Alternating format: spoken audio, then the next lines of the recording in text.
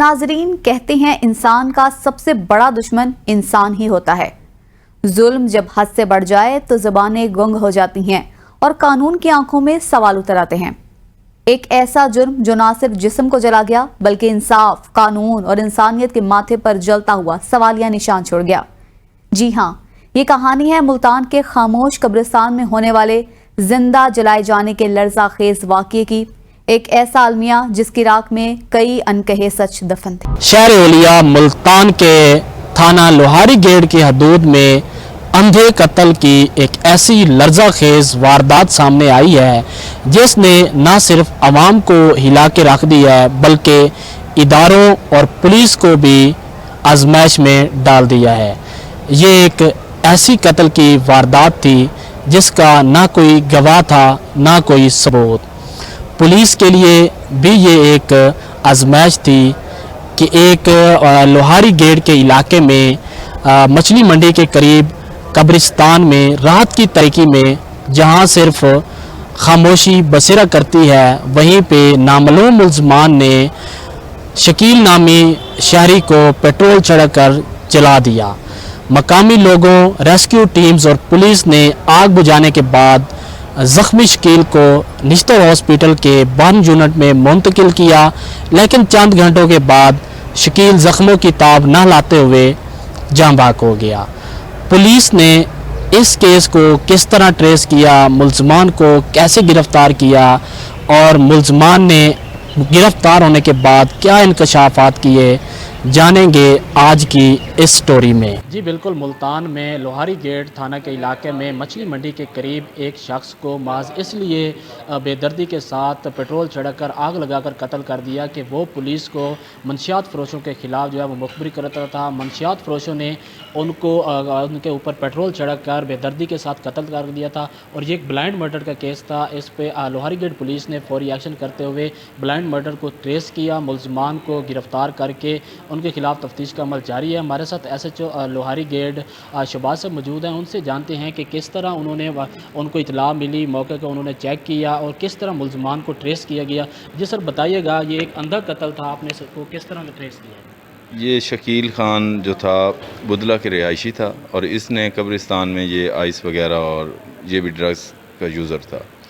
اس میں عنصر جو قاتل تھا اس کو شک تھا کہ یہ پولیس کو انفارمیشن دیتا ہے، لیکن ایسی کوئی بات نہیں، آج تک نہ وہ ہمارے سامنے ہے، نہ ہی کبھی اس نے ہمیں کوئی ایسی انفارمیشن دی۔ تو شاید اس کو شک ہوگا تو اس نے اس پہ پیٹرول چھڑک کر اس کو آگ لگا دی، جو کہ بعد ازاں برن یونٹ میں جا کر دم توڑ گیا۔ تقریباً یہ ایک بالکل بلائنڈ مرڈر تھا۔ کسی کو، حالانکہ جب ہم نے بیان نزا اس سے جا کے لیا، اس وقت وہ ہوش میں تھا، تو اس نے کہا کہ مجھے پتہ نہیں ہے کہ کس نے آگ لگائی، لیکن اس کے باوجود ہم نے یہ اپنی ٹریسنگ کا سلسلہ جاری رکھا، جیو فینسنگ کروائی۔ اس کے علاوہ جو ہے ہم نے تقریباً 200+ لوگوں کو اس میں انویسٹیگیٹ کیا۔ اس میں ہمارے جناب ورثی سی پی او صاحب، ایس ایس پی آپریشن صاحب، ایس پی سٹی ڈویژن صاحب اور جناب D S P Delhi Gate موقع پر آئے۔ انہوں نے ہماری بھرپور معاونت کی، تمام تر ٹیکنالوجی فراہم کی اور ہم نے اوریجنل قاتل جو ہے اس کو شناخت کیا اور اس کو جوڈیشل کروایا۔ جی بالکل، جیسے کہ S H O Lohari get صاحب کا کہنا ہے کہ اس کیس میں انہوں نے 200 افراد کو شامل تفتیش کیا ہے۔ اس کے بعد جدید ٹیکنالوجی کی مدد سے انہوں نے اصل قاتل تک وہ پہنچے ہیں۔ قاتل جو ہے اس وقت پولیس کی حراست میں ہے اور اس کو خلاف مزید جو کارروائی ہے وہ بھی کی جا رہی ہے۔ ملتان جیسے تاریخی، مذہبی اور ثقافتی شہر میں ایک ایسا وحشیانہ واقعہ جہاں ایک انسان کو زندہ جلا دیا گیا۔ سوال یہ ہے کہ آخر یہ درندگی، یہ صفاقی، یہ سنگ دلی کہاں سے جنم لیتی ہے؟ کیا ہمارے معاشرے کا ضمیر مر چکا ہے؟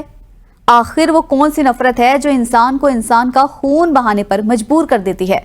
اور اگر صرف 70 روپے کا پیٹرول کسی کی زندگی بجھا سکتا ہے تو ہم کس سمت جا رہے ہیں؟ یہ سوچنے کا وقت ہے، صرف رونے کا نہیں۔ جی ملتان شہر میں قتل کی واقعات میں روز بروز جو ہے اضافہ ہوتا جا رہا ہے۔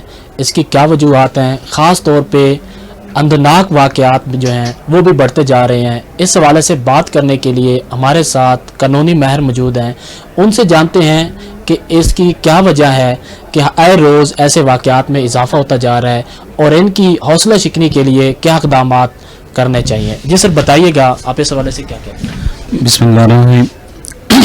ایک تو یہ ہے کہ جو ہمارے درمیان میں عدم برداشت ہے، عدم برداشت کی وجہ سے ہم چھوٹی چھوٹی باتوں کو معمول سے ہٹ کر اور اس کو بڑھا کر ہم لوگ کرتے ہیں، جس کی وجہ سے وہ آگے کام بڑھ جاتا ہے اور بہت زیادہ نقصانات ہوتے ہیں۔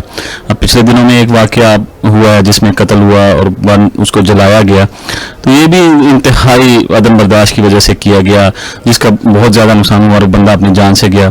اس میں جدید طریقے آج کل تو استعمال کیے جاتے ہیں، تفتیش بھی کی جاتی ہے، بندے بھی گرفتار ہو جاتے ہیں، لیکن آگے جو تفتیش ہوتی ہے وہ ناقص کی جاتی ہے اور اس کو پورا طریقے سے نہیں بنایا جاتا، جس کی وجہ سے ملزمان کو فائدہ ہوتا ہے اور وہ دوبارہ اپنے جا کے پھر وہی کام کرتے ہیں۔ تو میرے خیال میں یہی ہے کہ اس کو تفتیش کو پورے طریقے سے کرنا چاہیے، مدعیان کو چاہیے کہ وہ پورے طریقے سے اپنا کیس کو ہیڈ کریں اور اس کو پورے کو پروسیڈ کریں، اور تاکہ ان کو سزا دلوائی جا سکے اور ملک سے، پاکستان سے، اور یعنی کہ اس کو ناسور جو ہے یہ ختم کیا جا سکے اور ان کو سخت سے سخت سزائیں دلوانی چاہیے۔ جی بالکل، جیسا کہ قانونی معیار کی بات آپ نے سنی ہے، ان کا یہی کہنا ہے کہ پولیس نے جس طرح اس اندھے قتل کو ٹریس کیا ہے، آگے جو تفتیش کا عمل ہے اس کو بھی سخت بنائیں، خاص طور پہ جو مدعی ہیں وہ بھی کیس کی مکمل پیروی کریں، تاکہ یہ جو ملزم ہیں، مجرم ہیں، ان کو سخت سے سخت سزا ملے، تاکہ آئندہ ایسے واقعات جو ہیں وہ ختم ہو سکیں۔ اس میں جو بلائنڈ مرڈر ٹریس ہوا ہے موسٹلی انفارمیشن بیسڈ ہوا ہے، کیونکہ ہماری ایکسیس اور نیٹ ورک اچھا تھا ایس ایچ او کا وہاں پہ، اور اس میں یہ ہے کہ انیشلی بلائنڈ اس طرح تھا کہ ایک ہمیں لاش ملی جس کو جو جھلسی ہوئی تھی، بالکل اس کو آگ لگی ہوئی تھی، کوئی ویپن آف افینس تھا نہیں اس کے اوپر، اور کوئی اپیرنٹلی کسی کا موٹیو بھی نہیں تھا قتل کرنے کا، تو شاید یہ فیل ہوا کہ حادثاتی طور پہ کسی کو آگ لگ گئی اور ڈیتھ ہوگی۔